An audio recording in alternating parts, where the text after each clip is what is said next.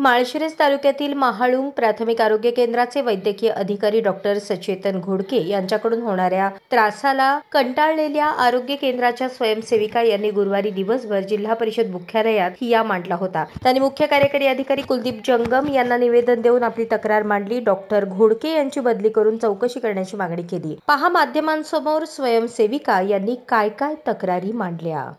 नमस्ते, मी आशा worker आहे। संजीवनी सतीश गोडसे, महाळुंग पीएससीची आशा आहे।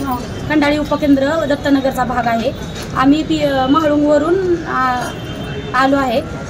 आमच्या पीएससीचे एमओ डॉक्टर सचेतन घोडके सरांविषयी तक्रार आहे आमची की आम्हाला म्हणजे कुठली वागणूक चांगली मिळत नाहीये आणि कामाविषयी सगळी मनमानी आहे। त्यांच्या म्हणजे त्यांना स्वतःला जे वाटतंय ते तसंच काम करून घेतलं जातं।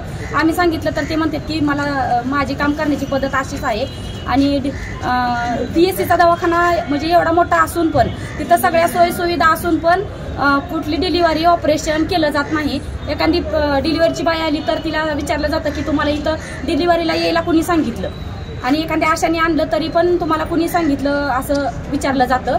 आणि दुसरी गोष्ट, आशांना तर म्हणजे कुठल्याच ह्याला किंमत नाहीये। आशा म्हणून किंवा तिथं पीएससीत आम्ही आहे म्हणून कुठलीच किंमत नाहीये आम्हाला।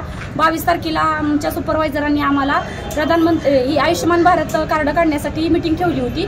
त्या दिवशीचं 1 वाजता की गर्भसंस्काराचं ट्रेनिंग पण होतं। मग आम्हाला 10 वाजता मॅडमनी बोलवलं होतं। आम्ही 10 वाजता पीएससी मध्ये आलो होतो। तर सरांनी तिथं पीएससी मध्ये तुमचं काय काम आहे म्हणून याच्याद्वारे